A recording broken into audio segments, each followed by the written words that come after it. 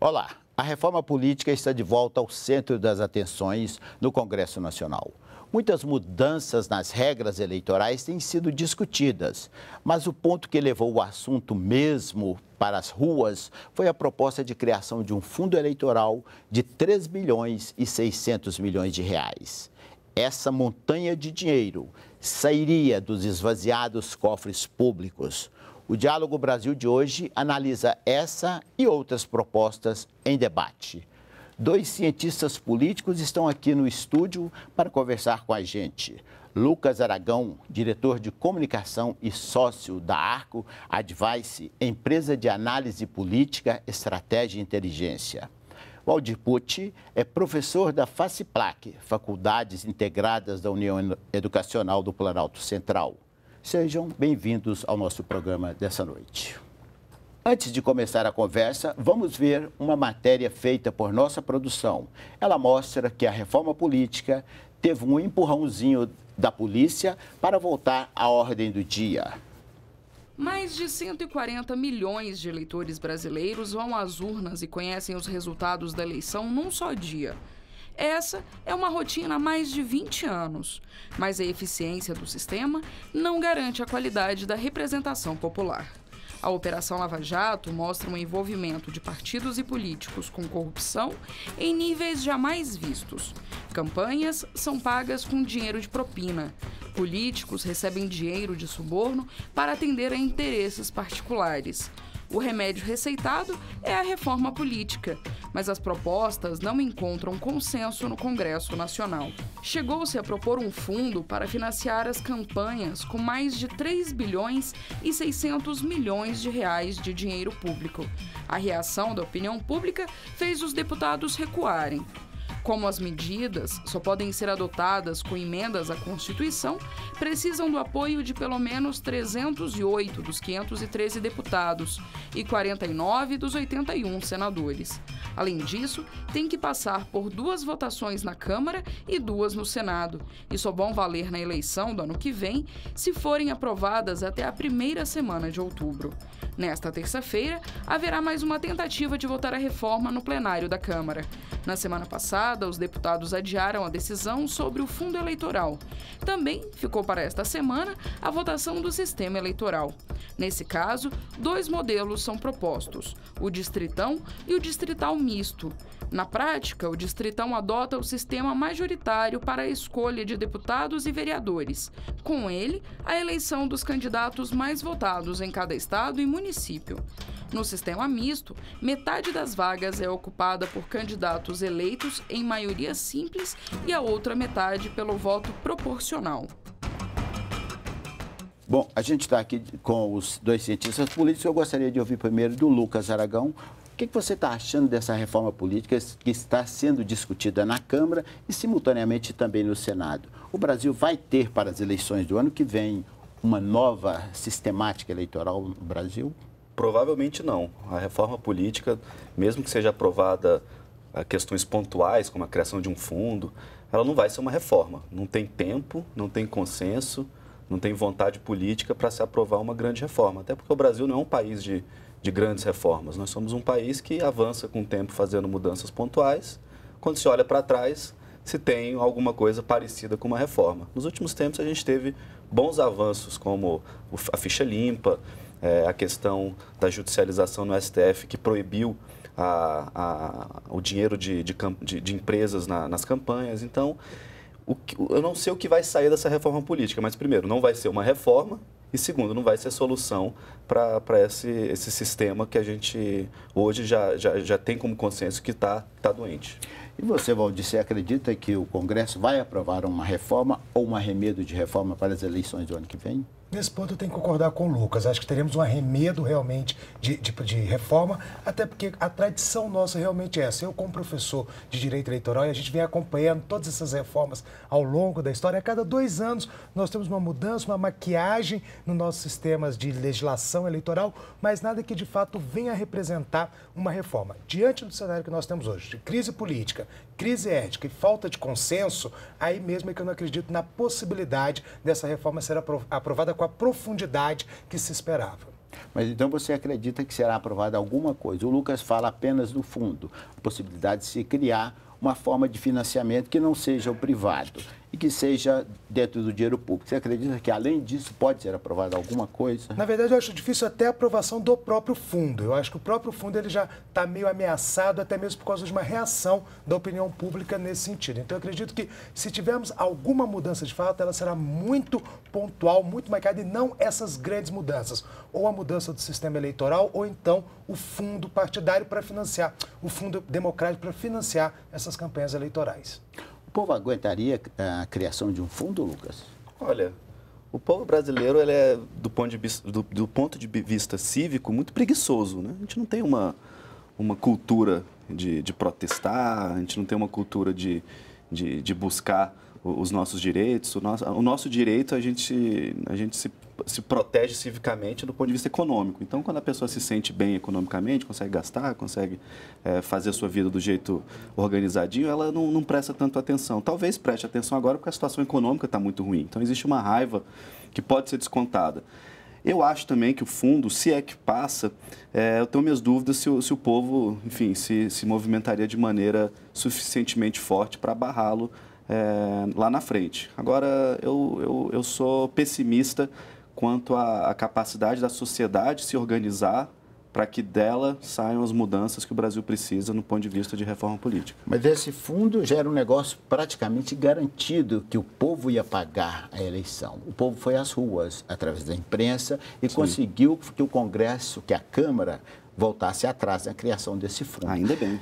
Você acha que o povo vai ficar calado quando o povo quer emprego, quer uma série de coisas e dá dinheiro para o político? Você tem essa teoria? Olha, eu acho que a situação atual, já aconteceu tanta coisa, já aconteceu tanta crise, já aconteceu tanto problema no país, que eu tenho minhas dúvidas que é um fundo partidário que vai ser o motivo para uma invasão nas ruas. Eu acho que vai ter pressão, sim, como a gente tem visto.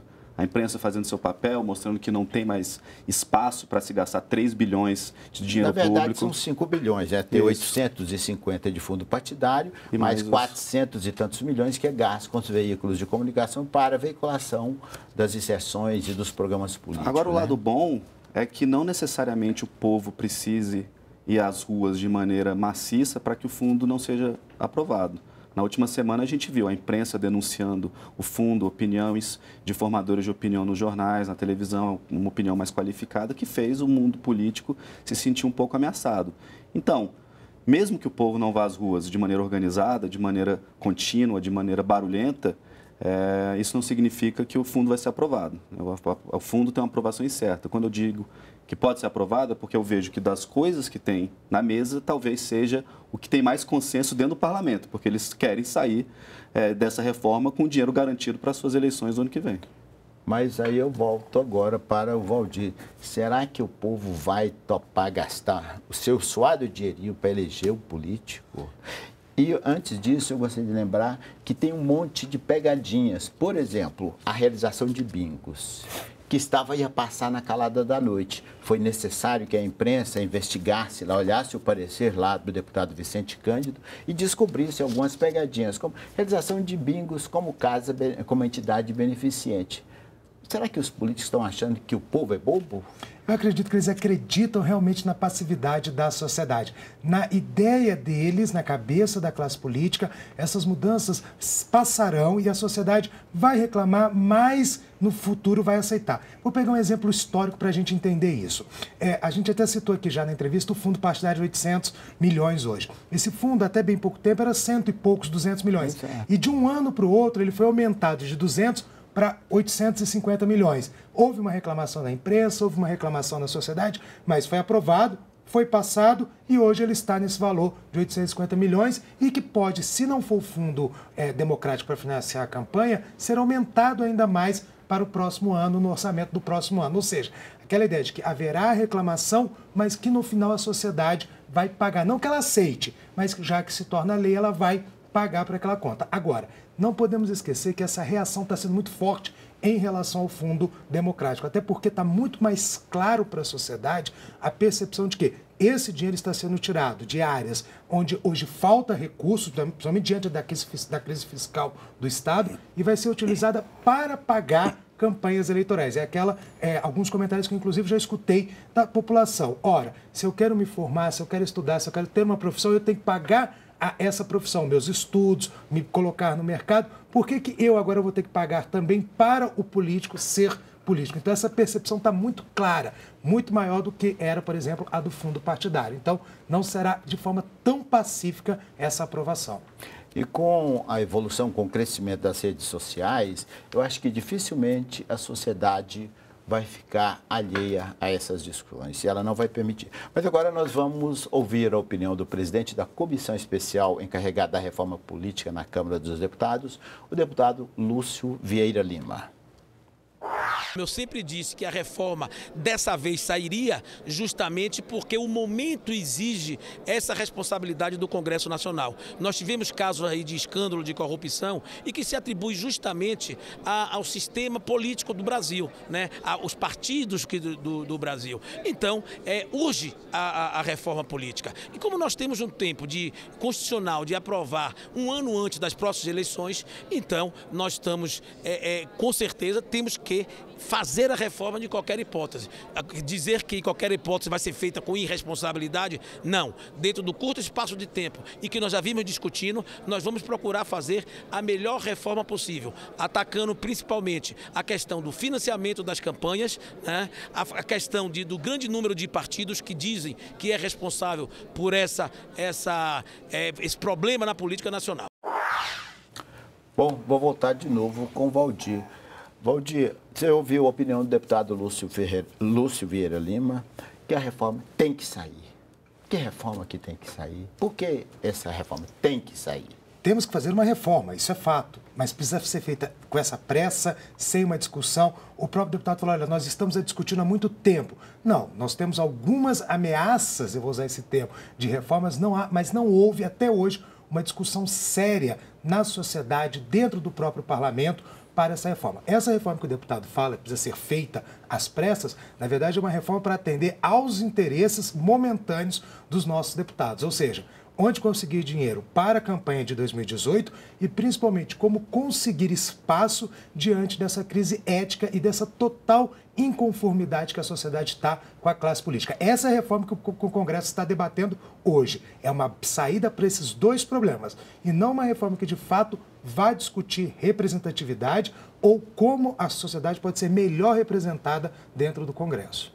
Eu passo para o Lucas. Lucas, você acha que essa reforma, tanto falada, tão propalada que está aí circulando, ela é essencial para o país ou ela está dentro do que o Valdir disse, que é buscar dinheiro, já que o Supremo impediu o uso de recursos das empresas para financiar as campanhas? Seria um desespero dos políticos para conseguir dinheiro para o ano que vem, para fazer suas eleições? Olha, que o Brasil precisa de uma reforma política, é claro. Quando a gente tem 94% da população que não se sente representado pelo Congresso Nacional, quando a gente tem uma situação de popularidade baixa, de cima a baixo, de deputados, falta de credibilidade no Congresso, das principais instituições, chega até o STF, que historicamente tem tido uma credibilidade maior, é claro que a gente precisa de uma reforma política. Mas eu concordo com o professor Valdir. A reforma política que hoje se discute no Congresso é uma reforma corporativista, é para atender aos medos e aos anseios que os políticos têm, não aos anseios e medos que a sociedade tem. Hoje, a reforma política deveria atacar dois problemas, a representatividade e os gastos, na minha opinião. A gente tem uma campanha bilionária, o custo por voto no Brasil é mais alto que nos Estados Unidos, se pegar todo o dinheiro de campanha e dividir pelo número de eleitores. A gente tem, e olha que o que é mais caro aqui no Brasil é gratuito lá. Desculpa, o que é mais caro nos Estados Unidos é gratuito aqui, que é o tempo de televisão, que se gasta milhões comprando tempo de televisão lá, que é dado de graça. E mesmo de graça não, nós pagamos, né? Sim, mas para eles, né? Então, a gente tem que atacar esses dois problemas, que a população não se sente representada e que os gastos são muito altos. Agora, o sistema, a gente não está discutindo isso de maneira aprofundada e os gastos, a gente está tirando ainda mais dos cofres públicos. Então, é claro que a reforma política precisa passar, mas a discussão que se tem hoje é voltada aos interesses internos do Congresso, não externos para a sociedade. Bom, vamos ouvir agora um outro depoimento. Nós também ouvimos o deputado Silvio Costa, que é vice-líder da oposição na Câmara. Para ele, a reforma política deveria ser feita por uma constituinte exclusiva. Vamos ver o que o deputado fala? Só vai acontecer uma reforma política no Brasil no dia que a gente fizer uma constituinte só para discutir reforma política, reforma do Estado e reforma tributária. Tudo que depender de 308 votos, ou seja, tudo que for PEC, não vai ser aprovado. Talvez a proibição da coligação na proporcional, que seria uma medida justa, uma proposta decente, essa e a cláusula de barreira talvez tenha alguma chance de passar. Mas essa reforma que está aí, isso não passa de uma diarreia eleitoral. Diarreia eleitoral, seria isso mesmo que a gente vai ter, Lucas? Olha, eu não vou chegar ao ponto de usar esse termo, mas de fato a reforma política que hoje se discute não é adequada à doença política que o Brasil passa. A gente tem crise de representação, a gente não olha para o Congresso e se sente representado. Ninguém entende nem como funciona o sistema proporcional.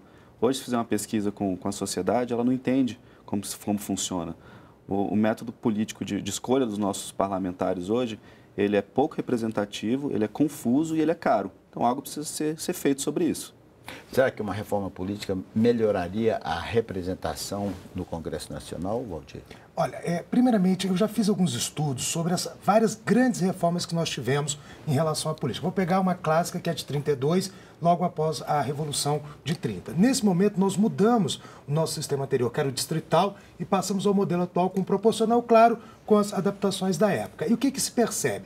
Que, na verdade, feito essa mudança distrital para proporcional, não mudou muita coisa. A cultura política permaneceu a mesma. Então, eu não acho que apenas a mudança na lei, ou seja, adotar o sistema misto, adotar o distrital misto, ou o próprio distritão, lista fechada, qualquer uma das propostas, ela vai passar por uma coisa maior. Temos, claro, que mudar isso, é importante que se mude este modelo atual, do jeito que está ele não pode continuar, mas ele vai ter que ir muito além disso, ou seja, realmente uma prática política que abomine práticas antiéticas, práticas anti-interesse da sociedade neste processo político. É aí que a gente vai começar, de fato, a construir uma nova representatividade, independente da forma de sistema que adotarmos. E eu concordo com o Waldir, até porque não vão ser essas regras que vão mudar a cultura política do país. Tanto é que eu acho que a maior reforma política que o Brasil passou recentemente é a Lava Jato.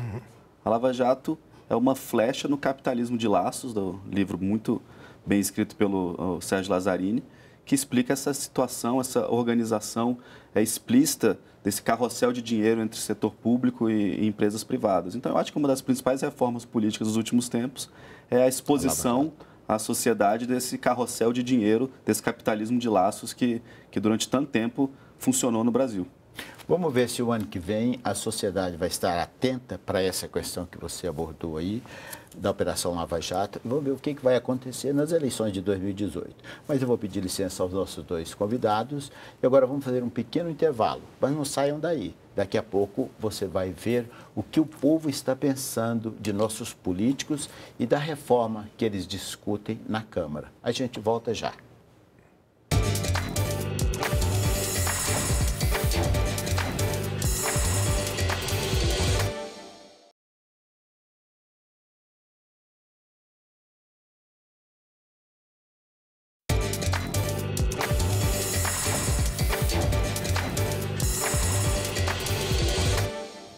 Bem, gente, estamos de volta com o nosso programa Diálogo Brasil. E dois cientistas políticos estão aqui no estúdio falando sobre a reforma política. Dois deputados também já se manifestaram. Mas e o povo, o senhor da razão, o senhor de tudo, como dizia o doutor Ulisses Guimarães? Vamos ver o que o povo nas ruas pensa dessa reforma política. Será que o povo conhece essa reforma política? Será que o povo quer que tenha essa reforma? Vamos ouvi-los? Tudo para eles, né?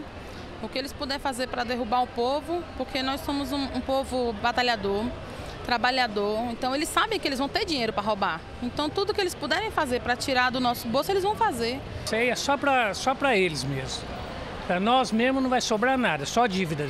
Eles vão querer o dinheiro nosso, né? Para se eleger é para ficar direto no poder, é isso que está acontecendo. Alguns têm uns projetos legais, diferentes, que contribuem, mas a maioria ali mesmo está só governando para si mesmo. Eu avalio que é preciso discutir algum método onde a população possa participar, né, desse processo, decidir diretamente. É muita roubalheira, muita mentira, muita coisa errada aí. Tem que parar de roubar, diminuir, né, um pouco já que querem fazer tão errado. A classe política tecnicamente não nos representa. Representa uma parcela pequena da sociedade, uma parcela elitista que não está sendo, e a grande população não está sendo representada no Congresso nem no Senado. Acho que eles estão deixando muito a desejar, né? Está muito difícil. Você não vê uma coisa sucinta, você só vê mentira, mentira, mentira, e isso está deixando a gente muito desanimado. Bom, a gente pôde sentir um pouquinho como que está a reforma política nas ruas. Na sua opinião, Valdir, o povo sabe mesmo de reforma política? A gente notou aí que o povo não está muito interessado. Na minha avaliação, o povo está mais interessado na questão de emprego, na comida e ter representantes. Porque hoje você vota em alguém, um ano depois você não sabe em quem votou. Eu acho que o político não está tendo esse compromisso com o seu eleitor. Você concorda com essa colocação? Completamente. O político realmente no Brasil não tem a mínima preocupação ou se sente responsável pelo voto que ele recebeu na eleição anterior.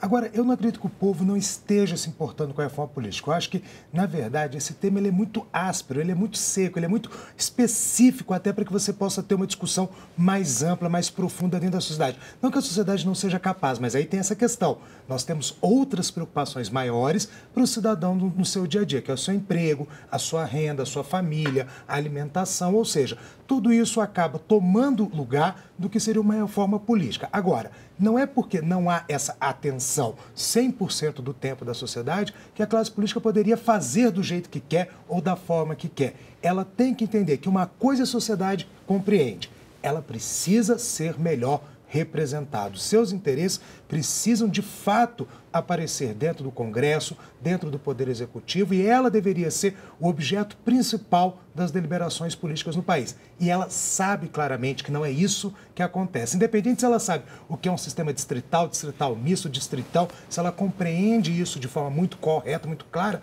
mas ela sabe que, ao olhar a ação política, ela percebe que a posição dela, nesse momento, é em último lugar. A última coisa que se preocupa é com ela, e consciência disso a sociedade tem. Lucas, no final do bloco anterior, você falou que o povo não se sente representado pelos políticos que estão lá, e foi isso que a gente ouviu da sociedade. Será que uma reforma política pode melhorar o nível do parlamento? Você pode ter pessoas mais comprometidas com o cidadão, com aquele eleitor? Você acha que uma mudança no sistema eleitoral vai possibilitar essa melhoria da representatividade? Olha, eu acho que é possível, mas não tem solução mágica. A gente não pode colocar na conta da reforma política a solução dos nossos problemas. A gente é um país que tem uma distância enorme entre povo e político. É diferente, até a Fátima Jordão, socióloga no Globo News, outro dia disse muito bem que o Brasil tem uma relação muito boa entre o consumidor e as empresas, que as empresas continuamente fazem pesquisas de opinião com o consumidor para saber o que eles querem. Mas o político não faz isso com o povo. Então, o que eu acho é que todo mundo tem uma parcela de responsabilidade. Como foi dito aqui, a sociedade vota e esquece, a sociedade não sabe se organizar, a gente não tem senso de comunidade, a gente não tem senso de articulação, ao contrário dos Estados Unidos, que todo mundo tem um senso muito grande de organização ao redor de um tema. O próprio Tocqueville disse isso no livro dele, Democracia na América, que é o povo que tem mais senso de organização política. Nós não temos, nós somos meio que cada um por si. E o político se aproveita disso. O fundo é mais um exemplo. O fundo vai distanciar o político da sociedade, porque não vai precisar ir à porta para conquistar voto nem ganhar uma doaçãozinha. Vai ficar ali no seu partido, quanto mais partidos melhores para eles, aquela expressão pequenos partidos, grandes negócios. Então a reforma política não é solução para nada. O que a gente precisa... A reforma política é solução, mas não é solução mágica para nada. O que a gente precisa é um conjunto de ações... imediata. Nem imediata. O que a gente precisa é um conjunto de ações que passa por um sistema melhor, por mais representatividade, por melhor cobrança da sociedade para o político, de um sistema político mais claro, de um sistema de de cobrança mais claro, de um sistema de fiscalização. Então, é muito complexo para a gente achar que uma simples votação no Congresso vai resolver a crise de representação que tem no Brasil. Bom, agora nós vamos ouvir o deputado Chico Alencar, que é membro da Comissão Especial da Reforma Política. Se quer estabelecer o condomínio do poder, talvez com 8, 10 partidos que já existem, e a maioria deles, aliás, sob investigação na Lava Jato. Dizem assim, tem partido nanico aí de aluguel. Há partido nanico, pequeno de aluguel, porque há grandes que sofrem de nanismo moral e os compram, aliás, e os alugam. Então, na verdade, a responsabilidade maior é dos partidos maiores com as suas práticas políticas degeneradas. E o soberano disso aí tem que ser o eleitor e o voto. O ideal é a gente fazer, zerar tudo, fazer uma Assembleia Constituinte exclusiva para a reforma política, ouvindo a população, debatendo com ela e depois, em igualdade de condições, submeter ao soberano da República, que é o povo, a sua apreciação e o seu voto em relação ao partido A, B, C, a proposta política X, Y, Z. Bom, a gente viu aí o que o deputado Chico Alencar, que é uma figura de destaque no parlamento, colocou que a Constituinte exclusiva seria uma solução. O deputado Silvio Costa também coloca a questão da Constituinte, porque esse Congresso ele não foi eleito para fazer uma reforma política, porque ele tem que advogar em causa própria. E o que a gente ouve muito no dia a dia do Congresso? Se eu fui eleito pelo atual sistema, por que eu vou mudar e correr o risco? E outra coisa que a gente nota lá é que o parlamentar dos maiores partidos está preocupado com a cláusula de barreira, que é também cláusula de desempenho, e com o fim das coligações proporcionais. Seria essa uma solução para alguns dos problemas, professor? Eu não gosto muito de falar em constituinte, seja ela exclusiva ou não. Eu acho que temos uma Constituição que tem as regras para as suas mudanças. Sei que há o corporativismo, não vamos negar a existência do corporativismo, do interesse deles de legislarem em sua causa própria. Mas eu tenho medo de constituintes exclusivas porque elas não existem. Na teoria constitucional muito básica, ou você tem uma constituinte para se reformar todo um sistema político, social, ou você não tem, você tem mecanismos de reforma presentes no próprio texto constitucional. Então eu não gosto dessa ideia de uma constituinte. Eu acho que nós temos, sim, que pensar no modelo, ou que os políticos pensem, sim, antes dos seus interesses, também nos interesses da sociedade. É claro, como eu disse, eu não vou negar a existência do corporativismo, só que ele existe em todas as profissões, não é uma exclusividade da classe política. O problema é que a classe política exacerba algo que é comum da própria relação da natureza humana. É aí que está o grande problema da nossa classe política brasileira. O que fazer, Lucas, para resolver esse imbróglio todo que está aí? Olha, eu acho que o primeiro passo é a gente ser realista. Como eu disse, não tem solução mágica. A gente tem que aceitar e se adequar a características que a gente tem no país, as características políticas que a gente tem no país. A gente tem um país com muito partido, a gente tem um país com a distância. Escutando alguns parlamentares, o povo, parece nem que o Congresso seja a extensão do povo. Todo mundo pedindo mais participação da sociedade na política. Mas existe e é o Congresso Nacional. Então, que a gente aceite que o Congresso Nacional é a extensão da sociedade, que estão ali eleitos do jeito democrático, do jeito correto, e que a gente tenha mais realismo na escolha dos nossos parlamentares. Então, o que passa é por uma adequação da sociedade em saber escolher melhor, uma fiscalização para que o mundo político se aproxime da sociedade e, do ponto de vista da reforma, que sejam feitas mudanças pontuais e aos poucos, para que a gente não caia nesse papo fácil de que uma constituinte vai resolver os problemas ou uma única reforma política vai resolver os problemas, porque não vai. Nós somos um país com um sistema político deficitário, de fato, com uma sociedade que não participa, e isso vai mudar aos poucos. Isso vai mudar aos poucos, não vai ter uma solução mágica. Eu acredito que tem alguns pontos que são importantes. Eu gosto da cláusula, eu acho que a gente tem que diminuir o número dos partidos. Hoje, muitos partidos são balcão de negócios, vendem seu tempinho ali de televisão em troca de alguns cargos, em troca de uma potencial eleição para 1 ou 2 deputados deles. Então, eu não acredito em solução mágica, não acredito em constituinte também, como o professor Valdir muito bem pontuou. Acredito que a gente vai passar muito tempo ainda reclamando do nosso sistema político e que, eventualmente, a gente vai ver mudanças, espero eu, para o melhor, com mudanças pontuais e devagar, porque nós não somos um país de reforma e nem um país de consenso. Nós somos um país que as coisas mudam devagar e eu acho que é assim que vai acontecer. Posso só complementar aqui essa colocação?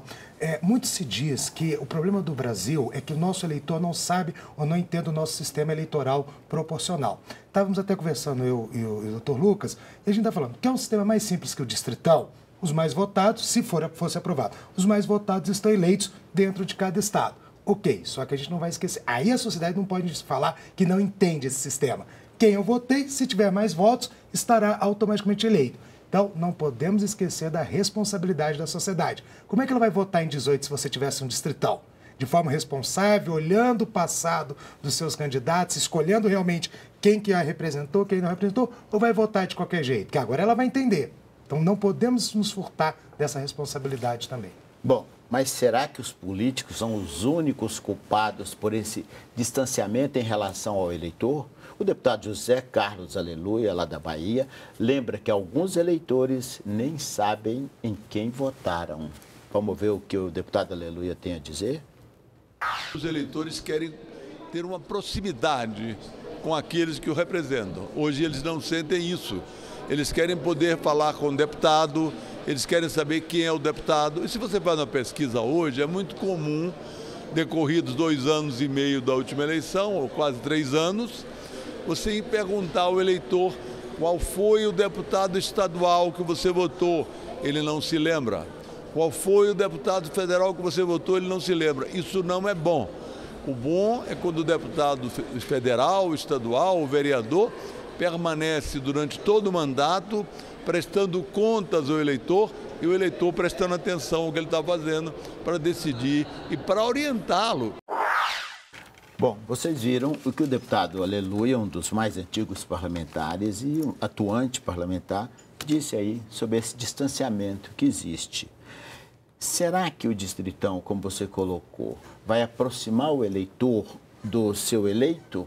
Eu acho que tem mais chances, bem mais chances do que o sistema atual. Porque no sistema atual, realmente o eleitor vota em um candidato, outro é eleito, ele não sabe o que aconteceu com o voto dele nesse ir à urna e isso se transformar em eleitos. Então, eu acho que ao não conhecer esse caminho, o eleitor realmente tem maior dificuldade de se fazer ou de se sentir representado. O distritão vai facilitar muito isso. Agora, não podemos esquecer. Imagina essa representação em estados grandes e de difícil distância, como o Amazonas, por exemplo, porque você vai ter uma população onde está concentrada a maior parte da população na capital. É bem possível que o eleito saia da capital ou das grandes cidades e o interior fique desassistido nessa representação. Então, para falar realmente em aproximação, se a gente quer discutir aproximação eleito, teríamos que discutir o sistema distrital puro, simples, pequenos distritos eleitorais. Não seria o distrital misto, como está previsto para 2022? Ou então distrital misto. Ele também cria essa personalidade, mas sempre essa figura de um distrito pequeno, uma pequena base territorial como base eleitoral, diferente do distritão, que os grandes estados seriam esse distrito. Mas aí eu passo para o Lucas, porque muitos parlamentares alegam que o distritão iria fazer com que a representação no Congresso fosse formada por pessoas muito ricas, por celebridades como Tiririca, Sérgio Reis, dentre outros. Você concorda que o distritão vai trazer para o parlamento celebridades ou grandes pessoas financeiramente bem dotadas? Olha, eu acho que a questão chave do distritão é a questão do zoneamento. O Karl Rove, foi o assessor do Bush, diz que quem desenha os distritos nos Estados Unidos controla o Congresso. Se a gente tiver um sistema desse distritão, onde o Estado é um grande distrito, eu concordo com o professor Valdir que cria essa quase ditadura da maioria. Então, a capital vai eleger o seu nome e todo mundo é esquecido, muitos votos se perdem nesse caminho. Agora, se a gente tiver um distrital puro, com zoneamento fechado, bem pequenininho ali, representando bairros, regiões, a celebridade do bairro vai ser eleita. Mas nós vamos ter que ter quantos parlamentares? Não, aí se desenha um sistema. O que eu estou dizendo é o seguinte, existe uma crítica ao distritão que eu não concordo tanto, que é a questão da celebridade, do sebastianismo, que já existe hoje no país, como se o distritão estivesse tirando um sistema super representativo. Eu acho que política, nessa era da informação, nessa era da internet, vai acabar virando isso mesmo. Vai acabar virando estrela, vai acabar virando recall. Se a gente olhar para um país, para uma democracia consolidada, os Estados Unidos, nos últimos anos, quem foi presidente? 2 Bush, um Clinton quase um Clinton e agora uma superestrela de televisão. A gente já teve outros casos, Schwarzenegger na Califórnia. Então, a política acaba sendo isso. A política é um mundo da celebridade, seja ela na televisão ou na comunidade local. É o mundo de quem se destaca.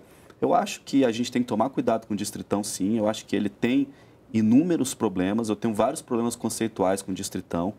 Mas eu acho que ainda é mais representativo e mais meritocrático do que o atual. Eu acho que se a gente tivesse que escolher um sistema hoje, para o país, eu concordo com o professor Valdir. Um distrital puro, ou seja, com zoneamento muito bem organizado, definido pelo TSE, não pelos políticos, ou um distrital misto, onde, como é na Alemanha, onde parte é votado de maneira majoritária e o resto proporcional, que ali ainda protege um pouco o partido, porque a gente também não pode esquecer dos partidos. Como cientistas políticos aqui, a gente estuda e tem que defender o partido político, porque ele é o canal, ele é o caminho. A gente não pode achar que só porque todos os partidos políticos estão na lama, eles têm que ser deletados e esquecidos do sistema. Eles estão aí porque eles representam, de alguma forma, aglomerados da sociedade. A gente tem que respeitá-los também.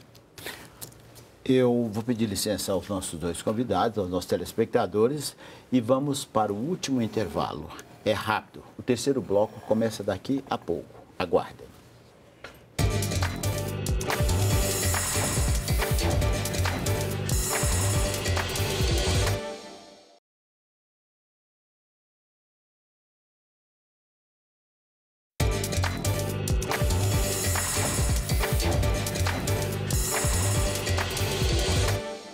Estamos aí de volta com o programa Diálogo Brasil, falando hoje da reforma política. Para o filósofo e conselheiro da ONG, Instituto de Estudos Socioeconômicos, José Antônio Moroni, é preciso que a reforma política crie formas de grupos historicamente marginalizados, uma forma para que eles possam participar também das disputas eleitorais e representar a grande massa no Congresso Nacional.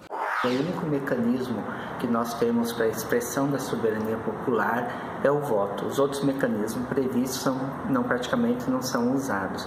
Mas mesmo dentro da reforma eleitoral, tem uma questão fundamental que nós precisamos enfrentar. É a questão da subrepresentação de alguns segmentos nos espaços de poder e no parlamento. Estou falando das mulheres, da população negra, das juventudes periféricas e dos povos indígenas.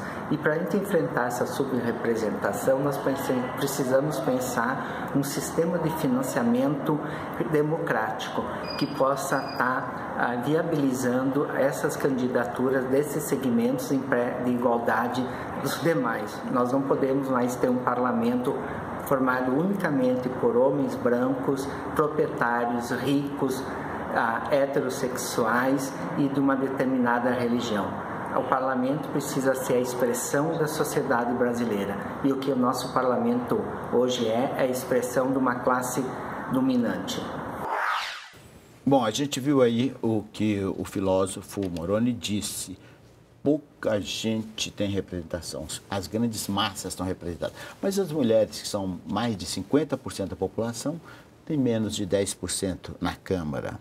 Então, os negros, pouquíssima representação. Os indígenas não têm representação. Será que não tem uma forma de modificar o sistema eleitoral para que essas comunidades, essas populações menores sejam melhor representadas? Menores não, no caso das mulheres, elas são maioria, né? Uma forma de ter maior representação desses segmentos? Bom, existe. Nós temos exemplos, inclusive, mundiais que mostram isso. Por exemplo, nós temos exemplo de determinados países que adotam o sistema de lista fechada, aonde se alterna no topo da lista entre primeiro e segundo o gênero, masculino ou feminino. Poderíamos criar algo semelhante no país se adotássemos um sistema de lista fechada. Existem outros mecanismos? Claro, você pode criar regras para impor e exigir realmente que se tenha uma representação dessas minorias dentro da esfera política. Mas tem que ser uma coisa que seja realmente feita e principalmente vigiada para não acontecer o que nós temos hoje. A gênero, 30% de um ou de outro.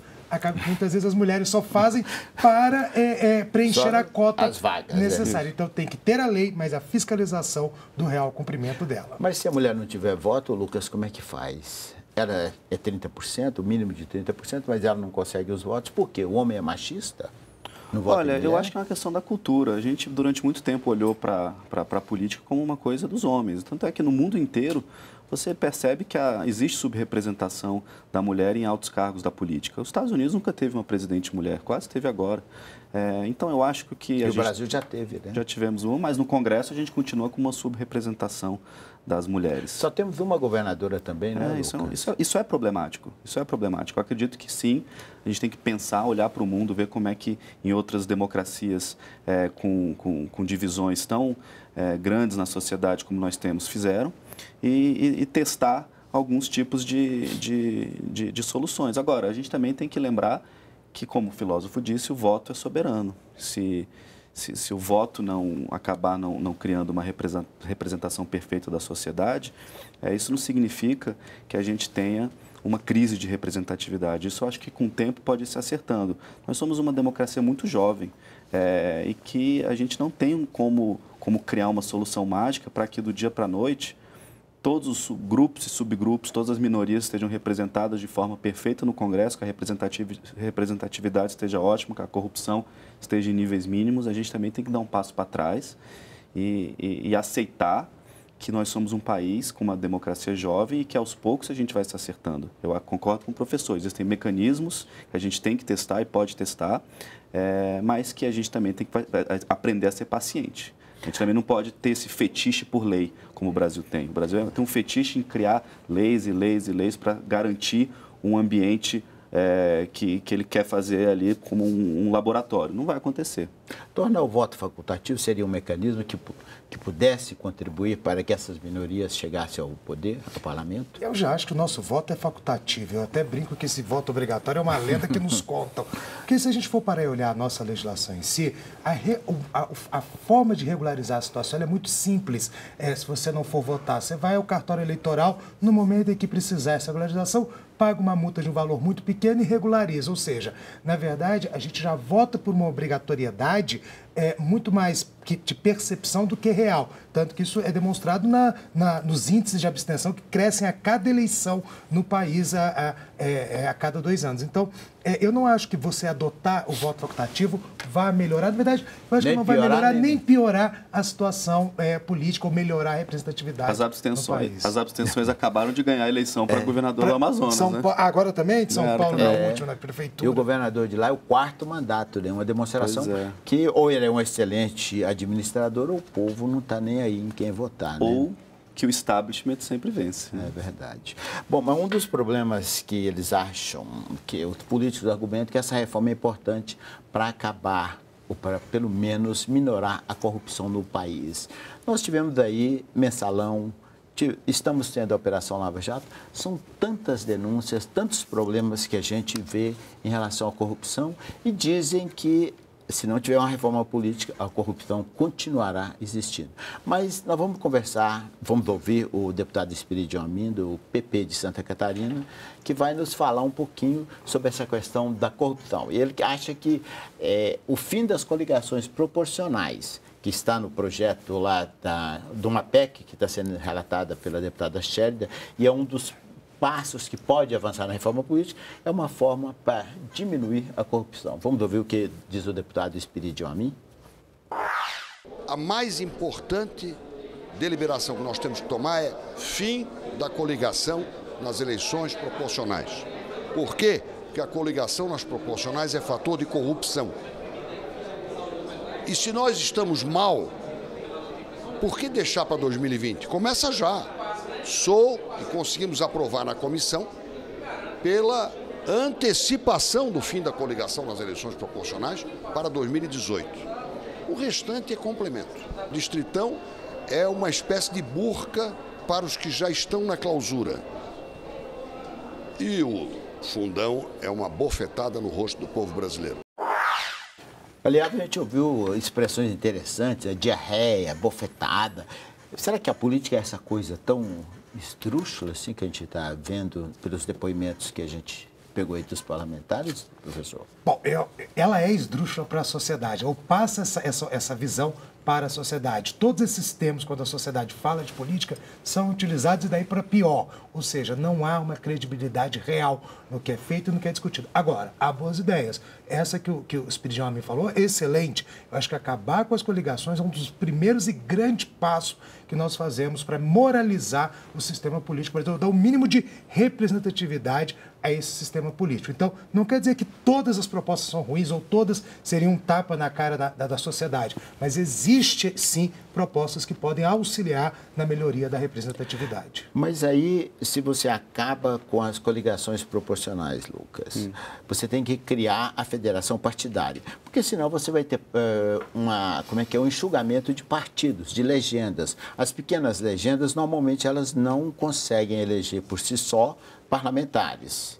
Então, você teria o fim de inúmeras legendas se você não tivesse a federação partidária. Você acha que essa colocação do deputado Spiridião e do professor pode ajudar a purificar, a melhorar a qualidade do parlamento, diminuir a corrupção? Olha, quanto à qualidade do parlamento, eu acho que, de fato, existe partido demais. Se a gente olhar hoje, 94% não se sente representado. 70%, mais ou menos, não tem nenhuma preferência partidária. Em 90 e pouco, 98, 99, esse número de preferência partidária era menor. Tinha mais gente que tinha mais preferência partidária. Teve o boom dos partidos de centrão ali nos anos 2000. E nem por isso aumentou o nível de preferência partidária. Ou seja, quanto mais partido, não significou mais representatividade. E ainda dificulta a aprovação de coisas importantes que a gente tem no Congresso para discutir. Uma PEC, por exemplo, são 308 votos, a maior bancada não tem nem 70. Então, é um quebra-cabeça para chegar até um consenso. O que eu acho é que existe partido demais, ideologia de menos, e a grande parte dos pequenos partidos, dos partidos nanicos, usam a coligação proporcional como nas eleições proporcionais para fazer negócio, para vender um pouco dos seus segundos de televisão, para vender um pouco de espaço que tem dentro de uma região, dentro do Congresso e buscar alguma coisa em troca. Então, eu não sei se é solução, mas que precisa ser mudado, precisa. Que precisa e também para receber o fundo partidário, né? Tem partidos aí que só vivem do fundo partidário. Pequenos partidos, grandes negócios. Ser dono de um partido, ser dono de um partido é um grande negócio no Brasil. Você vira ali presidente do seu partido, a cada 4 anos você negocia em inúmeras regiões o seu apoio. No nível federal você consegue negociar um tempo de televisão ali pequeno, mas que é importante, em troca de algumas coisinhas, e aí vira um grande negócio pelos próximos 4 anos.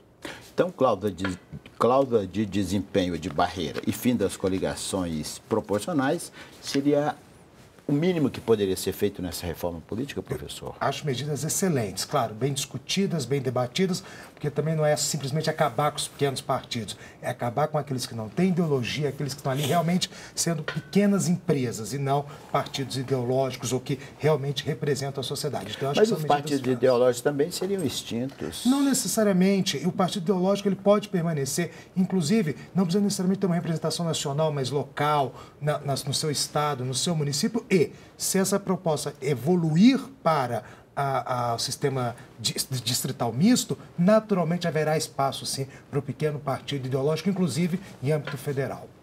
É porque hoje você tem, no atual sistema, os pequenos partidos se juntam, outros partidos ideológicos se juntam às legendas maiores para formar uma bancada pequena.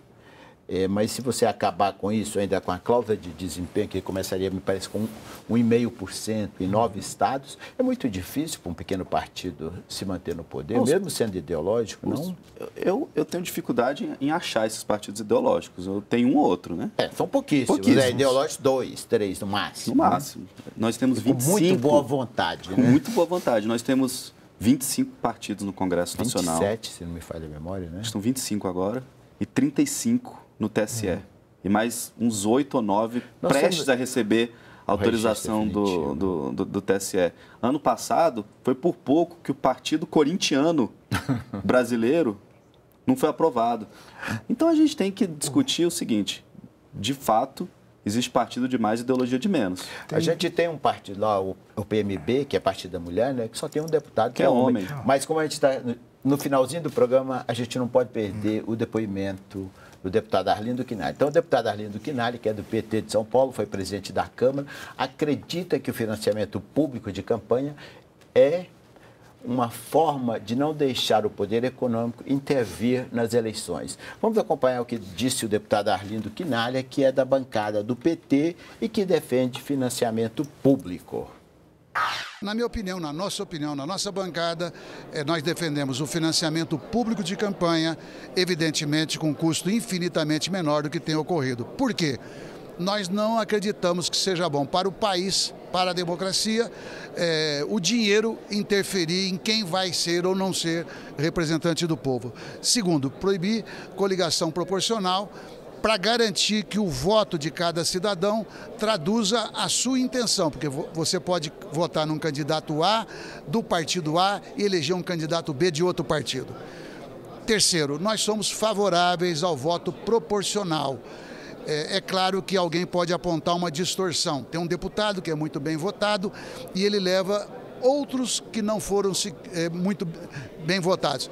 Então, a cláusula de desempenho individual, penso que ajudaria a corrigir esse tipo de distorção. Bom, a gente está quase no final do programa, mas ainda vamos ter um minutinho aí para cada um falar. Professor, o senhor acha que o Brasil pode ter uma reforma para 2018, 2020, quando serão eleitos prefeitos e vereadores, 2022, ou a gente deixa isso para uma Assembleia Constituinte, convoca uma Constituinte? O que a gente pode fazer, na sua avaliação, para mudar o sistema político eleitoral brasileiro? Eu acho que a gente tem que ter uma reforma de forma séria, para valer a partir das eleições de 2022. Eu não digo para 18, eu acho 18 muito em cima para que haja essa discussão. Mas para 22, com o novo Congresso eleito, precisamos sim ter essa discussão séria, profunda, com a sociedade, para a partir de 22 termos um sistema realmente melhor do que temos hoje. Agora, mudar toda eleição não pode, porque isso gera instabilidade e gera muito problema para a política brasileira. Lucas, agir rapidamente assim não vai resolver o problema. A reforma política pode ser feita no terceiro ou quarto ano de mandato dos parlamentares? Olha, eu acho que a reforma política que está sendo discutida agora não vai para frente. A gente não vai ter grandes mudanças. Então, não esperem grandes mudanças para 2018, porque ela não vai vir. Mas, de fato, algo precisa acontecer. Sou contra uma constituinte. Não acho que uma constituinte tenha que ser feita exclusivamente para debater reforma política. Eu acho que o Congresso existe para isso, para discutir os grandes temas do país. E que bom que temos um Congresso forte do ponto de vista de influência. Nós somos uma das democracias com o Congresso mais influente e temos que usar essa chance de ter um Congresso para debater isso, sem necessidade de uma constituinte. Agora, para 18 está muito em cima, não tem consenso, não tem vontade política, não tem tempo. A gente tem que ter uma discussão longa para 2022. E, mais uma vez, sem solução mágica. A gente vai ter que mudar algumas coisas, mas a lei não vai mudar o país. A gente tem uma cultura política ainda nova, uma democracia jovem, e a gente tem que esperar isso amadurecer. Nós não podemos ficar presos às leis. O Brasil adora uma lei, adora mudar uma lei achando que isso vai mudar o país. Não é a lei que vai mudar o país. A lei é uma base e, com o tempo, a cultura política criada vai criar um sistema. Bom, acabou nosso tempo, né? Então, a nossa conversa chegou ao fim. Eu agradeço as participações do cientista político Lucas Aragão, diretor de comunicação e sócio da Arco Advice, e do também cientista político e professor da Faciplac, Valdir Pucci. Muito obrigado aos dois convidados que estiveram aqui nessa noite batendo um papo conosco. Obrigado aos telespectadores, às pessoas que deram depoimento no nosso programa. Você continua acompanhando o Diálogo Brasil todas as segundas-feiras, sempre às 22 horas.